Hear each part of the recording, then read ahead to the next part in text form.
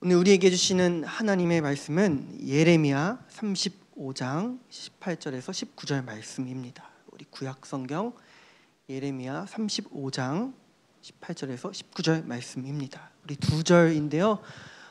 우리 모두 한 번에 다 같이 우리 두 절 다 함께 읽겠습니다.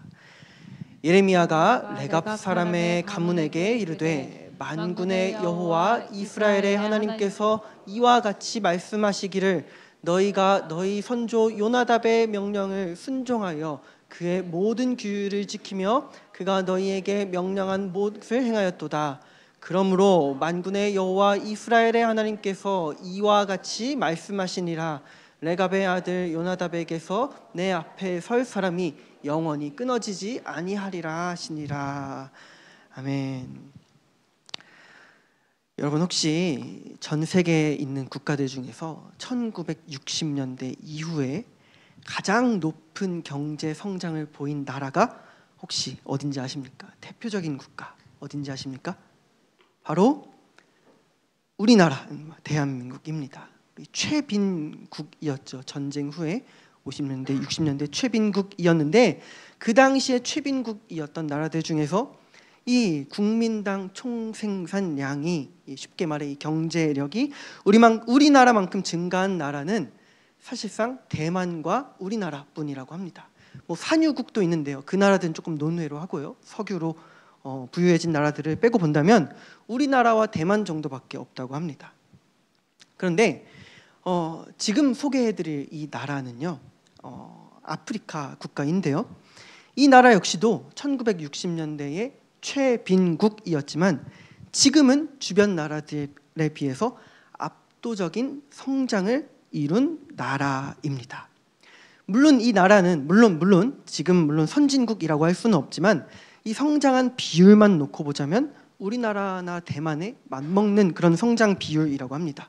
혹시 어딘지 아십니까? 이 나라가 낯설 수도 있는데요. 이 나라는 바로 보츠와나라는 나라입니다. 보츠와나, 이 아프리카 남쪽 남아공 위에 있는 나라인데요.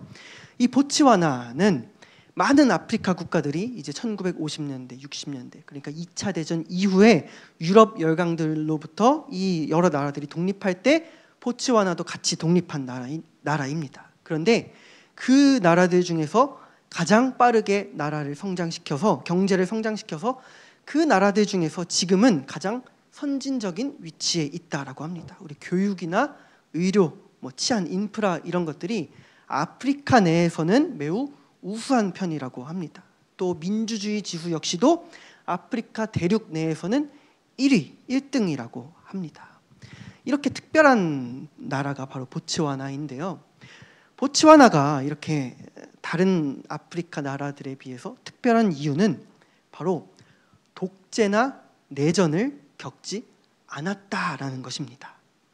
우리 거의 대다수의 아프리카 국가들이 독립 이후에 독재, 내전, 전쟁을 겪고 지금도 겪고 있지만 이 보츠와나는 그런 것을 단 한 번도 겪지 않았다고 합니다. 많은 아프리카 국가들이 독립하면서 거의 대부분의 국가들이 빠르게 이 일당 체제, 독립 체제로 자리 잡았다고 합니다. 쉽게 말해서 우리 북한을 떠올리시면 될 것 같습니다. 권력이 이 세습되고 왕조화되고 우상화되고 이 부정부패는 당연히 말할 것도 없고요. 많은 나라들이 그렇게 됐는데 그리고 현재까지도 이 독재, 쿠데타, 군부가 정권을 장악하는 것 이런 일이 여전히 아프리카에서는 매우 몹시 흔한 일입니다. 이런 것이 당연한 수순과도 같은 아프리카에서 이 보츠와나는 달랐던 것입니다. 이 보츠와나 초대 대통령들과 이후 이 통치자들은요, 이 민주주의 시스템을 잘 뿌리내렸다라고 평가받습니다. 그리고 권력도 평화적으로 이행했다고 하고요. 부패하지도 않고 청렴하게 통치했다고 합니다. 이 초대 대통령은 이런 말도 남겼다고 합니다. 대통령궁을 짓고 동상을 세우느니 차라리 학교를 하나라도 더 짓겠다라고 말했다 합니다. 또 이 나라가 이제 보츠와나가 다이아몬드로 이제 많은 이익을 창출했다고 하는데요. 이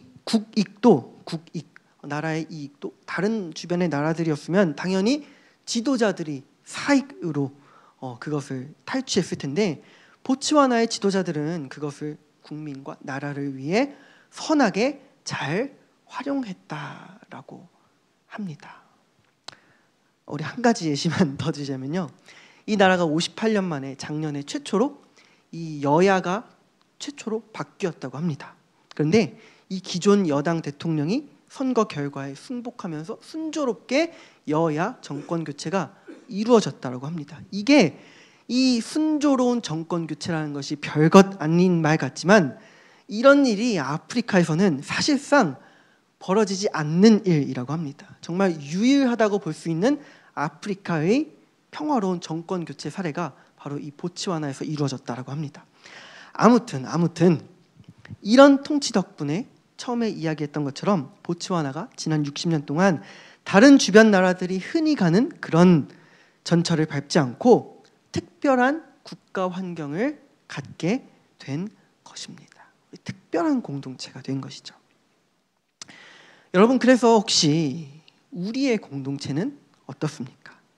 예수님을 믿는 우리의 공동체 역시 이 세상 속에서 다른 공동체와 같은 그런 전철을 밟는 것이 아니라 이 세상 속에서 특별한 공동체가 되어야 하는 줄 믿습니다. 우리 남들이 그렇듯 세상의 공동체가 그렇듯 죄와 이기심이 동력이 되는 공동체가 아니라 예수님의 사랑과 선한 그것이 동력이 되는 그런 특별한 공동체가 되어야 하는 줄 믿습니다. 우리의 가정이 그래야 하고요. 우리의 교회, 그리고 우리가 주의 이름으로 이루는 모든 모임, 그리고 우리 무엇이 되었든 우리가 속해 있거나 우리가 영향을 주는 그 자리, 그 공동체가 바로 그러한 공동체가 되기를 소망해야 합니다. 그런 공동체가 바로 하나님 주시는 특별한 복을 누리는 공동체가 되는 것입니다. 우리 오늘 하나님 주신 말씀에도 바로 하나님 주시는 복을 누렸던 공동체가 나옵니다. 바로 레갑 가문입니다. 간략하게 이 가문에 대해서 이야기하자면요, 하나님께서 선지자 예레미야에게 하나님의 뜻을 이 예레미야에게 알려주시기 위해서 예레미야에게 레갑 가문 사람들을 보여주셨습니다.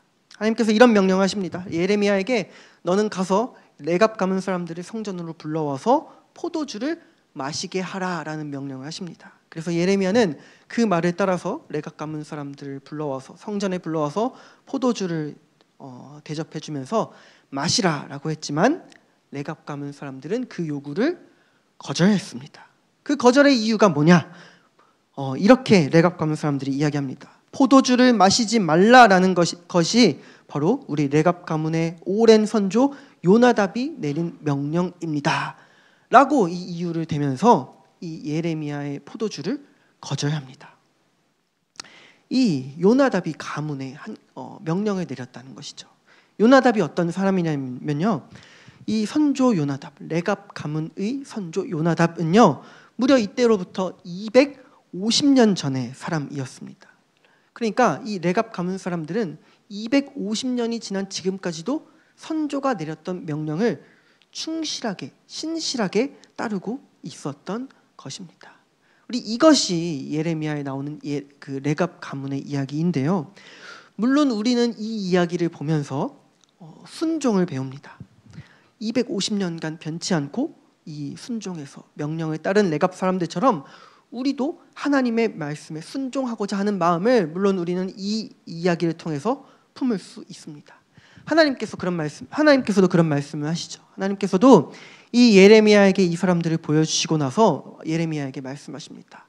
이거 보거라. 이 사람들은 사람의 명령도 이처럼 잘 따르는데 내 백성 이스라엘은 내 명령조차 순종하지 않는다라고 말씀하시면서 이스라엘의 불순종을 드러내십니다. 그리고 신실한 순종을 보여주었던 레갑 가문에게 하나님께서 복을 내려주십니다. 우리 이런 복을 내려주십니다. 19절 말씀입니다.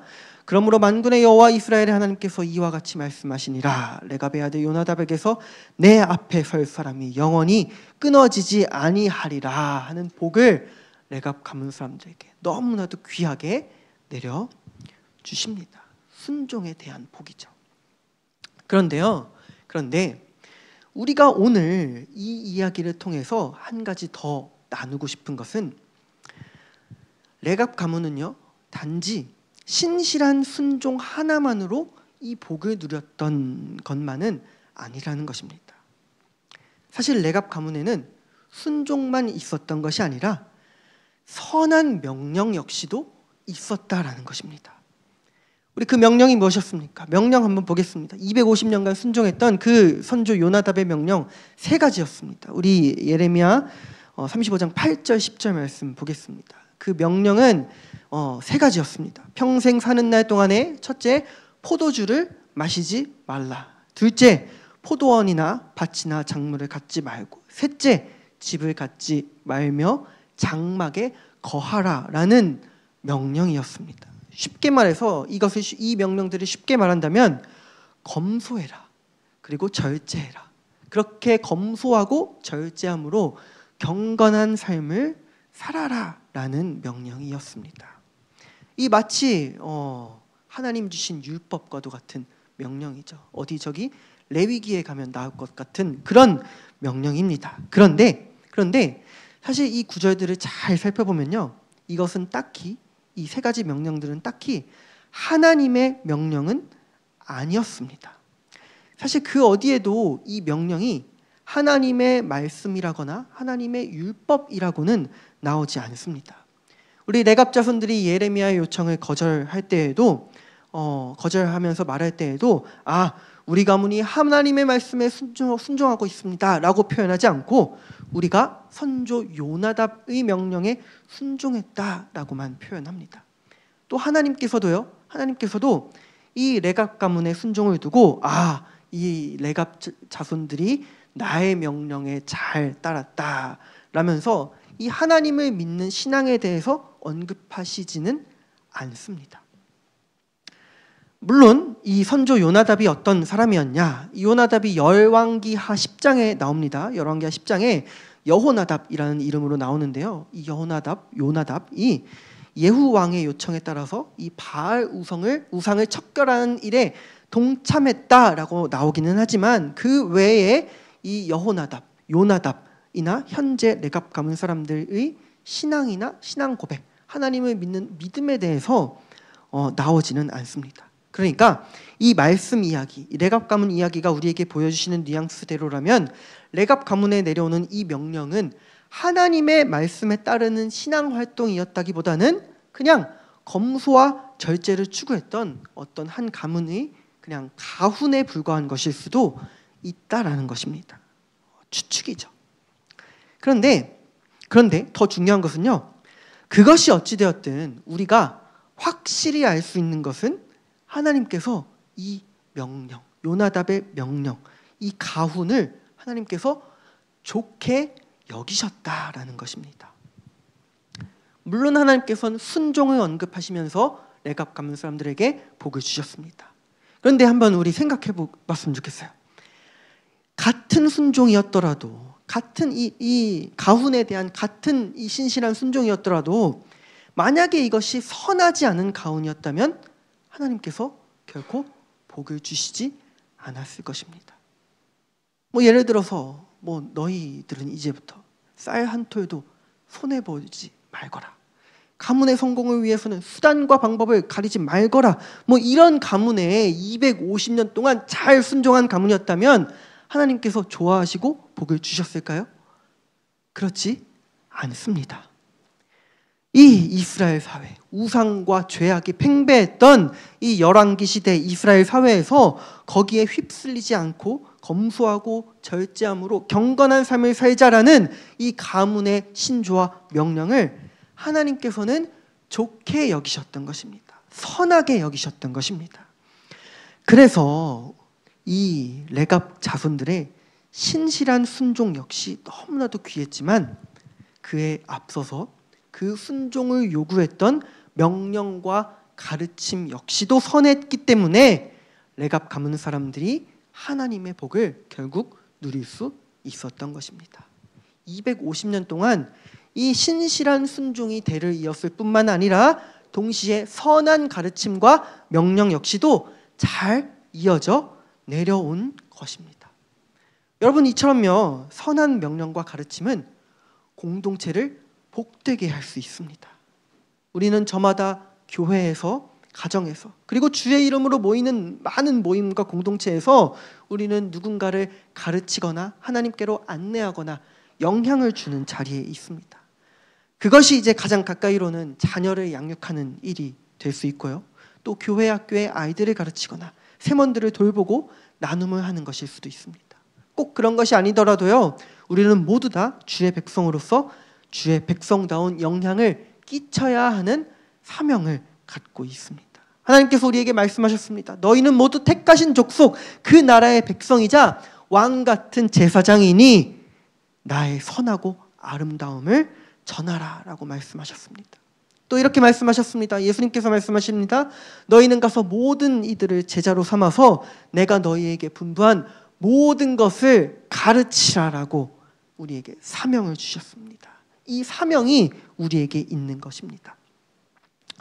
그래서 그 사명을 가진 우리는 먼저 우리의 가르침과 명령이 선해지기를 소망해야 합니다.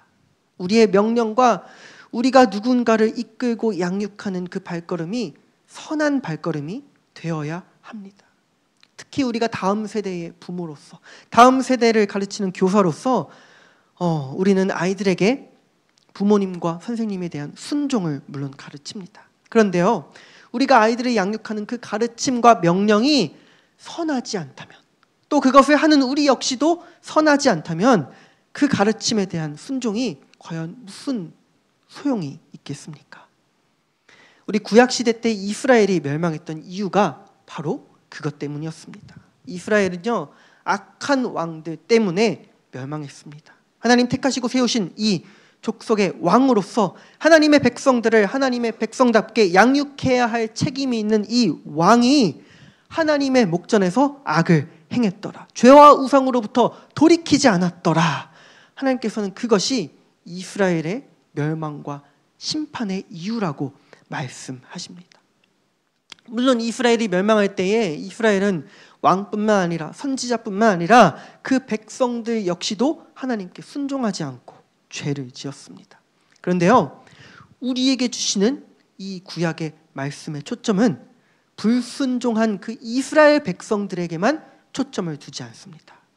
말씀을 잘 보면요, 말씀 어디에도 왕은 잘 통치했지만 백성이 따르지 않았더라. 왕과 제사장들은 선한데 그 선한 통치와 가르침에 백성이 순종하지 않아서 멸망했다라고 말씀에서는 이야기하지 않습니다. 말씀에서는요, 이스라엘이 멸망한 원인은 우선적으로 백성들을 이끄는 왕과 거짓 선지자들에게 초점을 두고 있습니다.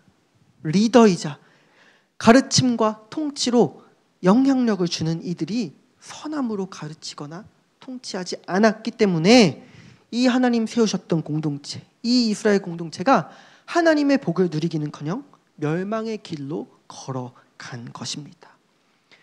여러분, 우리는 어떤 공동체를 이루어야 하겠습니까? 여러분, 예레미야서의 말씀들은요, 예레미야서의 내용들은 이스라엘이 멸망하던 마지막 때에 쓰여진 말씀들입니다. 그래서 내용들이 대부분 이스라엘의 죄와 악함을 드러내고 멸망을 선언하는 그런 말씀들이 이 예레미야서의 대부분입니다. 우리 예레미야서 34장에는요, 악한 왕 시드기야에 대한 심판이 선언됩니다. 34장이요. 그리고 한 절 건너뛰어서 36장에서는요, 마찬가지로 악한 왕 여호야김에 대한 심판이 선언됩니다. 그런데 하나님께서 우리에게 그 사이 35장에서 바로 이 레갑 가문의 이야기를 들려주셨습니다. 신실한 순종도 없고 선한 가르침도 없어서 멸망하고 있는 이 이스라엘의 종말의 때 속에서 꿋꿋이 선한 가르침과 순종을 이어온 이 공동체를 우리에게 보여주시는 것입니다. 여러분, 그래서 우리도 이 세상 속에서 죄와 이기심만이 지배하는 듯한 이 세상 속에서 레갑과도 같은 공동체를 이루기를 원합니다. 예수님께서도 그런 세상 가운데 죄와 이기심과 악함이 가득한 세상 가운데 찾아오셨습니다. 참되고 선한 가르침을 주시려고, 또 보여주시려고 오셨습니다. 그리고 그 선한 가르침을 받은 하나님 나라 공동체를 우리가 누리게 해 주셨습니다. 우리는 그 예수님의 가르침에 순종하면서 그 선하심을 닮아가기를 원합니다. 그리고 우리 역시도 우리에게 주신 바 공동체와 자녀와 영혼들을 선함으로 양육하고 가르치기를 원합니다. 또 마찬가지로 그러한 선함으로 내게 주어진 공동체와 삶의 자리에서 선한 영향력을 가득가득 끼치기를 원합니다. 그로 말미암아서 하나님께서 우리 속한 공동체에게 주시는 귀한 복, 레갑 가문과도 같은 귀한 복을 누리고 칭찬을 받는 그런 저와 여러분들 되시기를 간절히 축원합니다. 소망합니다. 네, 기도하겠습니다. 하나님 아버지 감사합니다. 죄와 악함 가운데 꿋꿋이 선한 명령과 순종을 이어갔던 레갑 가문을 기억합니다. 그런 그들을 칭찬하며 복 주셨다는 것을 기억합니다. 그리고 우리의 공동체 역시 그들과 같은 복을 누리는 귀한 공동체 되기를 간절히 소망합니다. 우리의 가정이 그렇게 되기를 간구하며 우리의 교회와 주의 이름으로 모이거나 나아가는 그 모든 것이 그런 복된 곳이 되기를 소망합니다. 우리가 먼저 의롭고 선한 것을 소망할 때에 우리가 가르치고 양육하고 영향을 미치는 그 공동체가 하나님의 복이 깊어지는 곳이 되리라는 것을 믿습니다. 그것을 가르쳐 주시고 보여주시라고 이 땅에 오신 예수님을 소망하오니 주님 우리에게 선함과 사랑을 가르쳐 주시옵소서. 이 모든 말씀 우리 주 예수 그리스도의 이름으로 기도드립니다.